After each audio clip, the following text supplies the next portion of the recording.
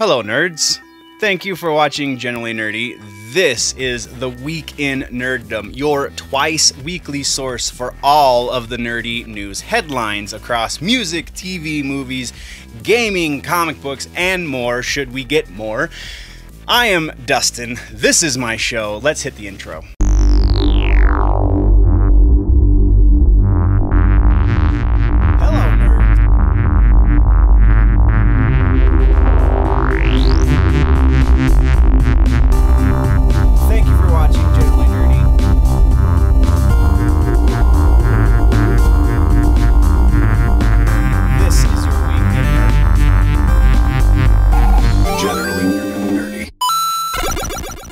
So, nerds, did you miss me? I've been gone for almost exactly a week. We are returning with another week in Nerdom. I hope the few videos, the small handful of videos I posted while we were on a momentary hiatus were enough to tide you over. It was just some reaction videos, and actually I've got one more reaction video. I was going to do some more for all of the San Diego Comic-Con trailers and everything we got at San Diego Comic-Con, but at this point they're way too far past. The only one that I am still planning on doing is the reaction video for the Zombieland 2, because that did just come out yesterday. So that is the housekeeping for the channel. Now let's jump into music news, and music news is relatively short this week because I spent so much time looking at all the San Diego Comic-Con stuff, but we did get some new music this week. We got another new track from Slipknot's forthcoming record, We Are Not Your Kind. The name of the song is Solway, Firth. No idea what that means, but the video is actually pretty cool. It's a promotion, or it's somehow tied to the new Amazon series, The Boys, that starts later this month. Actually, I think it actually just went up last night. It was supposed to go up today, but it went up yesterday, so you can start watching and or binging The Boys as you see fit. But before you do, definitely check out this Slipknot video, because again, this song has my hopes maintaining the high that they're at, because like we've talked about before, if the previous songs we've gotten from this record are any indication, it does sound like it is going to be a step above Volume 5 or even All Hope Is Gone, but not quite up to the Iowa self-titled level, but still pretty friggin' awesome. Go check it out, link in the description. Next, we're talking about a country tune. That's right, that boy Tyler Childers gave us a new song called All Yourn.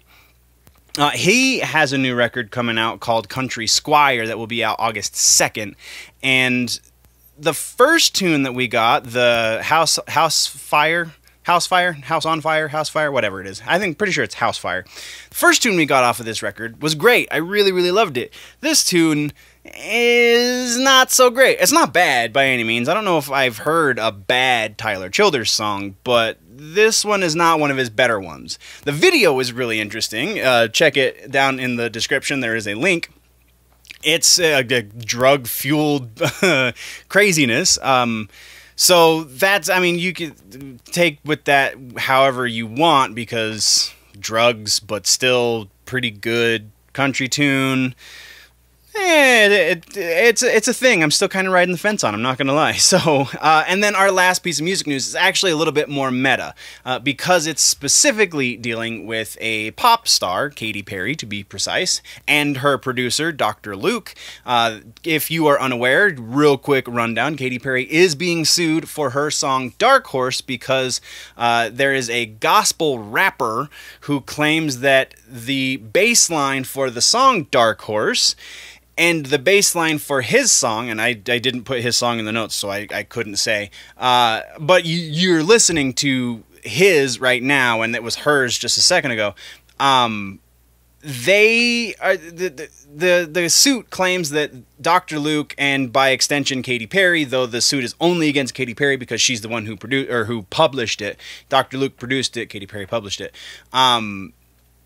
the suit is against Katy Perry, saying that the two bass lines are so similar that it constitutes copyright infringement. Now, we've seen things like this in the past, in the not too distant past even, because we got the Lana Del Rey and Radiohead suit, where Radiohead said Lana Del Rey stole their chord progression, which is slightly more, and coming from a musical standpoint, chord progressions, there are only so many potential combinations of chords. Granted, you can extend those combinations, like when you get into more progressive styles of music, i.e. prog rock and or metal. So that makes the variation possibilities a little more extensive. But in pop music, you're really only progressing through 3 to potentially 5 different chords at any one given time, in any one phrase, any one section of a song. So a chord progression is, I feel like, something that is easy to have something similar. A bass line, while related to the chord progression, is not the same. The bass line is reliant on the chord progression and therefore is less unique in a way, because there are because there are so many different chords you can go through, but only so many root notes. And in pop music, generally the bass line stays in the root note, stays on the bottom. So if you're playing, you can play the goofiest C jazzy, like flat 11 chord, and the root note is still a C. You can play a C7. The root note is still a C. So the root note in pop music, especially being where the bass line primarily lives, it just doesn't hold as much water. And that's the kind of the point I'm trying to make here. The Radiohead thing, actually the Radiohead thing, as we talked about again before when that was happening in the news, is really funny because Radiohead got sued for that song by somebody else because it was too similar to their chord progression. And then Radiohead turns around and sues Lana Del Rey. So that was goofy to begin with. But this song, there's a thing in comedy. Oh man, I really wish I would have wrote down the word. But it's basically where two comedians have almost the same joke. Two comedians who have never heard of each other, who have never seen each other's act, but they still somehow come to a similar observation of something that is funny. I feel like this is kind of the same thing as that, because a bass line, again, following a specific chord progression, can only go so many places. So the similarities are bound to happen. So I really don't know how far this is going to go. I'm not a legal expert. And also, I find it interesting that courts... the court doesn't necessarily have to understand music to rule on this, which I think is kind of going to be a disservice to the person being sued, because how do you prove you've never heard a song? How do you prove that you don't know this artist other than just saying, I don't know, I've never heard of this person before? Because the court could think you're lying. And if the court hears something kind of similar, then I feel like, especially, and again, going back to Radiohead and Lana Del Rey lost that suit. Radiohead gets a portion of her profits. But also, Radiohead lost their suit against the people who sued them before, so Radiohead has to then funnel some of those profits on through. So I don't know, it's just an interesting thing, and I wanted to bring it up so that we could talk about it in the comment section. What do you guys think? Again, I played the two bass lines so you can hear, like, I kind of hear some similarities, but again, coming from a musical standpoint, it's not similar enough, I feel like, to justify somebody going for a payday on somebody else's work. But that being said, that is the end of music news. Let's jump right into TV news. And TV is a little shorter. Mostly we're talking about renewals for new seasons. First up is Stranger Things in the, oh wow, I'm super surprised this happened notice the sarcasm. Stranger Things got renewed for season 4. If you will remember, the Duffer Brothers have said that they plan on going for 5 seasons. So we at least have one more season, though very likely we're going to be seeing all the way through the end because Stranger Things is kind of the biggest thing on Netflix. Though this does break a mold that Netflix has cast in that they usually cancel a show either after the 3rd season or during the 3rd season, like right as the 3rd season is in production or whatever. That's usually when they cancel their show, and because apparently their statistics show that viewership drops off, that's why they tend to only run shows for 3 seasons. Santa Clarita Diet, all of the Marvel shows, that kind of, because again, Netflix and Marvel both say it was Netflix's idea to cancel all of those Marvel shows. So it's really interesting, though again, not super surprising. Next up, we have a renewal for Nosferatu over on AMC. That is the Joe Hill adaptation of his book of the same name, starring Zachary Quinto as the titular vampire. It's very interesting. I'm only actually about 3 or 4 episodes into season 1, and I've never read the book, though my girlfriend has, and it's a pretty good show. I'm not even gonna lie. You should definitely check it out and be excited perhaps for season 2. But moving on, we have The Boys.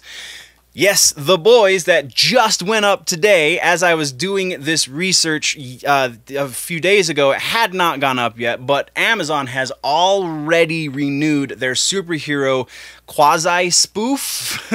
Again, it just went up today, so I haven't had a chance to watch it just yet, though I do plan on binging the entire season because it does look that good. So I don't know how much of a spoof or how much of a commentary on the superhero genre it is, but either way, it just got renewed for a 2nd season, so hopefully season 1 is fantastic, so season 2 can be justified in its existence.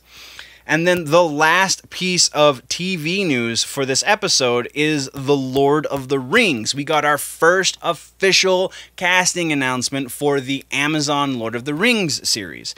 And it is Markella Kavanagh, who has been cast as a new character, though all of these characters are very potentially going to be new characters because this is not a retelling of the trilogy books. This is an expansion of the universe that Tolkien gave us.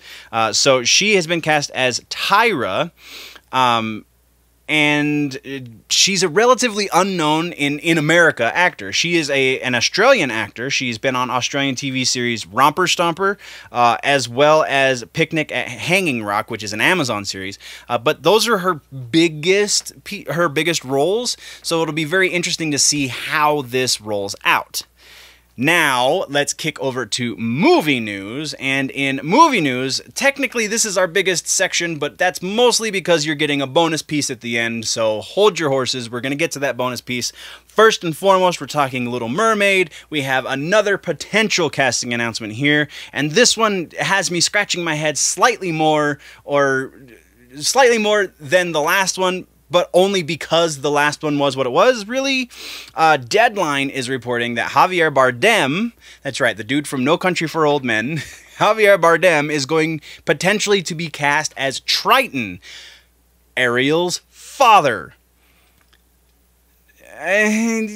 Okay. Just go completely bonkers. That's cool.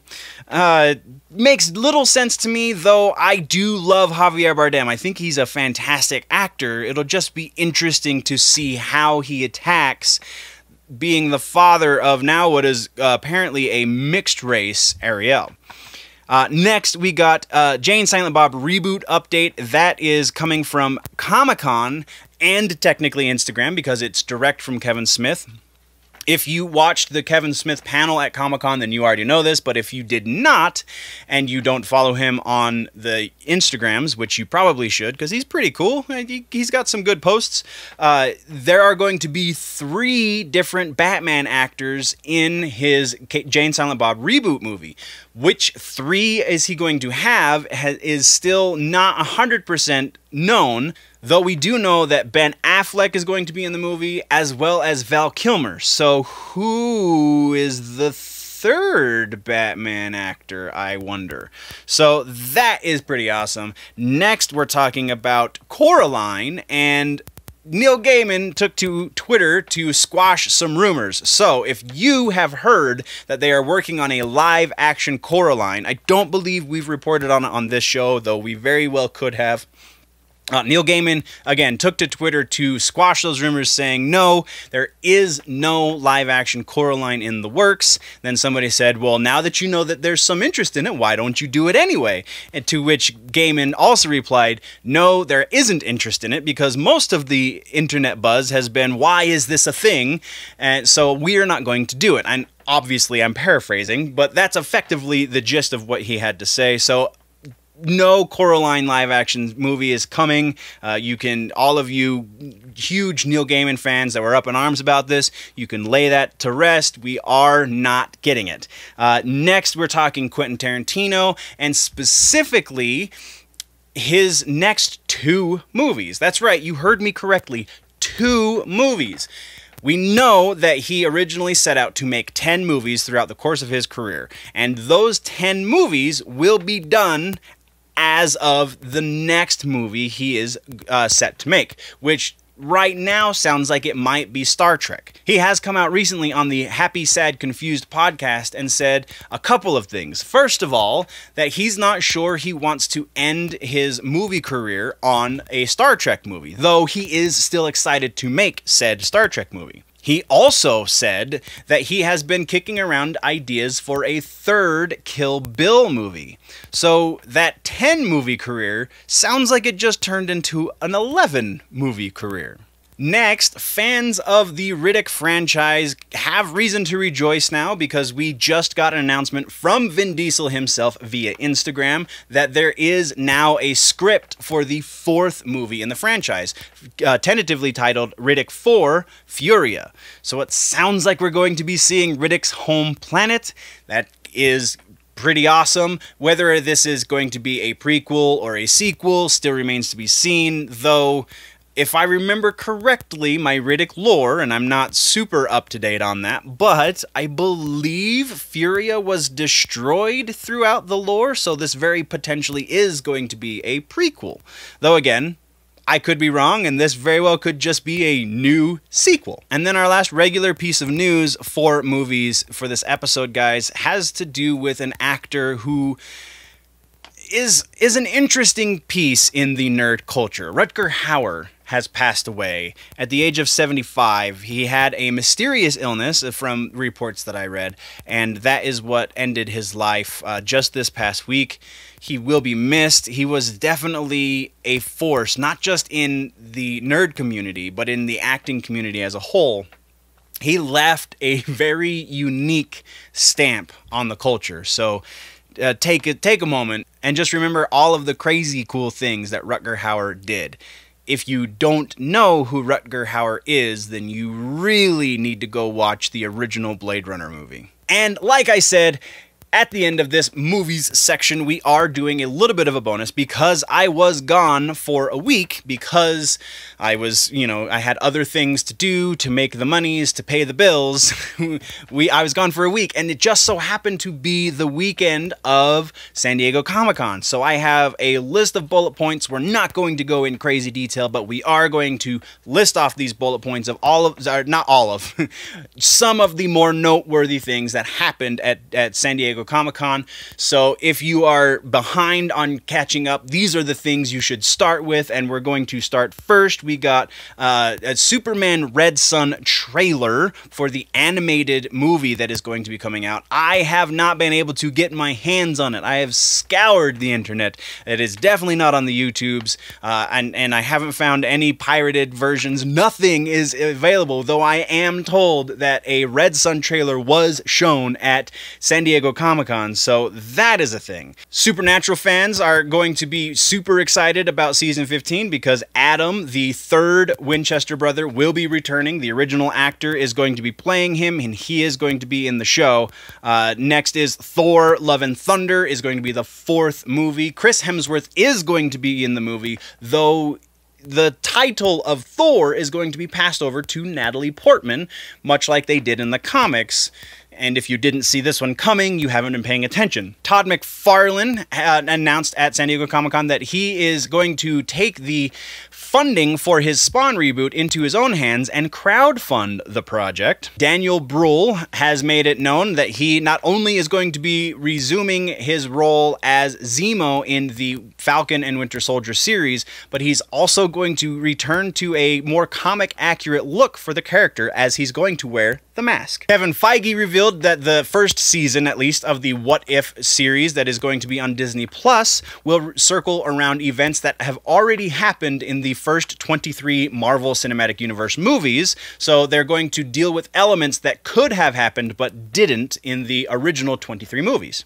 We have a really cool announcement for the Crisis on Infinite Earths 5-hour event on the CW that's going to span almost all of their DC properties. As you would expect from the comics, there's going to be a lot of actors reprising their roles from earlier DC parts that they have played. Among those are Linda Carter as Wonder Woman, Tom Welling as Superman, Brandon Routh will also be Superman, but he will be playing the Kingdom Come version of Superman, and Burt Ward will be returning as Robin. How that happens, Lord only knows, but if that's not exciting, then you are watching the wrong show. Watchmen Season 1 trailer, full trailer, not just a teaser, dropped while at San Diego Comic-Con. Walking Dead Season 10 trailer dropped while at San Diego Comic-Con. The new Witcher trailer dropped to much hubbub over at San Diego Comic-Con. Mahershala Ali was officially announced to be playing the new Blade. I am super excited about this. I have wanted him to be the replacement for Wesley Snipes ever since we found out that they were actually going to be doing a reboot movie for Blade. Shang-Chi, one of the Marvel movies slated to be releasing in Phase 4, will be bringing us the actual Mandarin and not Sir Ben Kingsley as that fake Mandarin we got in Iron Man 2, 3, I think. A new Batwoman teaser trailer dropped for the new CW series. Harley Quinn also dropped a proper trailer for the new animated series. Fantastic Four and X-Men have been announced kind of vicariously from Feige during the Marvel panel as being introduced in Phase 4, though we are not going to be getting a proper movie for either property. Doom Patrol Season 2 trailer dropped. Titans Season 2 announcement for the release of it is going to be September 6th. The Orville Season 3 has been announced to be going exclusively to Hulu. Westworld Season 3 trailer dropped, and it is something to behold. And the final announcement we're going to be bringing up on today's show from San Diego Comic-Con are the 2 Halloween movies. We talked previously that they are filming both of these movies back to back, and originally it was speculated that they were going to be releasing them back to back as well. That's almost true, only they're going to be approximately a year apart, and they're going to be called Halloween Kills, which will be released in 2020, and Halloween Ends, which will be released in 2021. And now, nerds, let's jump really quick into some gaming news. First up, we have a really interesting Xbox update. In the next system update for Xbox, for the Xbox One, I should be specific, they're going to be getting rid of Cortana. They might have already gotten rid of Cortana, which is the reason I'm bringing this up, because I don't know anyone who uses Cortana on their Xbox. Maybe you use it on your PC or your laptop, but on your Xbox, I feel like it was a wasted chunk of space on your system that could have been used for something else. Maybe some just random storage or to make something move faster, but there was no need for Cortana on the Xbox to begin with. They've made the announcement now that they're streamlining the Xbox experience a little bit more, and in so doing, getting rid of Cortana. And then the only other thing that we're going to be talking about for gaming today is Mortal Kombat. We've got a couple of things for Mortal Kombat. First, we have a leak from Nintendo. That's not something you hear of very often, but Nintendo's online website leaked, or broke first, I guess, the release date for Nightwolf. It is going to be August 13th if you bought the Combat Pack or the Collector's Edition. It is going to be August 20th for the rest of the world.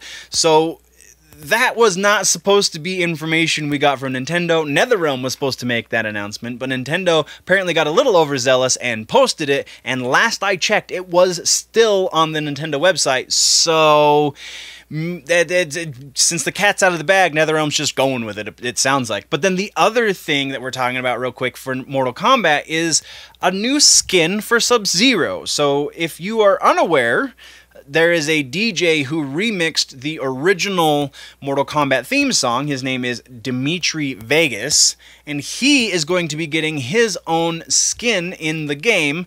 They made a Sub-Zero skin that looked like him because the Sub-Zero model already kind of looked like him, so it wasn't a big change. And that will be available for free to everyone who owns the game as of August 22nd. I just don't feel like that's a thing that we really need. Like, yeah, it's cool to have a bunch of skins, but right now, the skins, the bunch of skins that they have is just color palette swaps of everything else. Like, there's like 100 friggin' skins for each character, but it's because there's only actually 10 different looks. They just all have different colors. So this feels like more of that to me. It doesn't really add anything to the character, I feel like. It doesn't add anything that we're going to want to translate into future games or anything like that.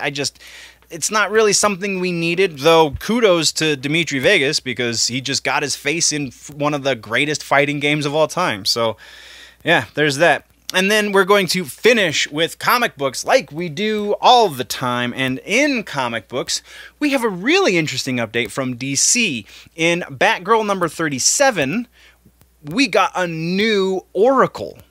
Now, traditionally, Batgirl, aka Barbara Gordon, has been the Oracle. Now, she was pretty much only the Oracle while she was in the wheelchair because she got shot and Joker broke her back, and so she had no use of her legs. But once she got out of the wheelchair, once they healed her back in the universe, there have been times where she's kind of revisited that role, but hasn't really been called Oracle for any significant length of time since she's been able to walk again. Well, they're taking that title and giving it to what appears to be a villain, because it's a creation of Lex Luthor, which is also 10 kinds of crazy.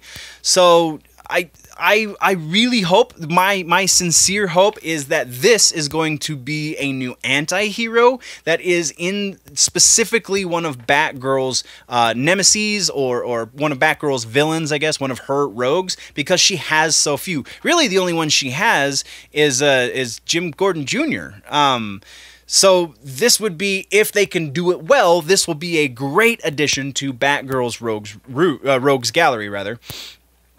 So that's pretty freaking awesome. I'm definitely going to be keeping tabs on that. We're going to be talking about it as it develops. But next, we're talking about Curse of the White Knight. The first issue has come out. If you're debating whether or not you should go check it out, check the link in the description. They did a trailer. So DC is starting to pick up on the Marvel mindset of treat these things like movies. Treat them like the intellectual property that they actually are, because eventually they might become movies, especially Sean Murphy's White Knight series. This is the newest addition to the White Knight series. If you haven't read the first book, man, you really owe it to yourself to go read that. It's kind of an Elseworld story, but it's fantastic, and this, so far, looking like it's going to be something similar. And then the last piece of comic book news that we are going to be talking about also deals with Spawn. We talked about Spawn in the movies very briefly because of San Diego Comic-Con. Todd McFarlane is going to be self-financing, quote-unquote. Really, he's going to be crowdfunding the new reboot movie. Well, as of issue number 300, his announcement, also from San Diego Comic-Con, is that he wants to expand the Spawn-verse, for lack of a better term. The universe that he has created, Spawn, is relatively small in scope when you compare it to other expanded universes for other comic book companies. So he wants to ensure that he can continue moving forward with that property, and in order to do that, he has to create a larger universe, in his eyes at least. I can't necessarily disagree with him, because expanding universes seems to be the way to ensure that you have longevity, because, I mean, the Marvel universe is incredibly large, and the DC universe as well is incredibly large. That's why they have so many books that tie into one another, that exist simultaneously, whereas over at Image, Spawn is a self-contained book in a self-contained universe. Yes, there have been multiple series at times in the past, but nothing really going beyond what is already there. So I'm super excited about this, and that, guys, is where we're going to end today's episode. What did I miss? What should we talk about next time? Let me know in the comments down below. If, though, you want to go deeper into the conversation, then you can jump over to the website, generallynerdy.net. That is the place you can find everything, links to everything, all the social medias and all of that jazz up on generallynerdy.net, or patreon.com/generallynerdy is the place to go support the channel more directly. All of these links you can find down in the description as well. If you are new to the channel, please think about hitting that subscribe button. Let me know you like this episode with that thumbs up.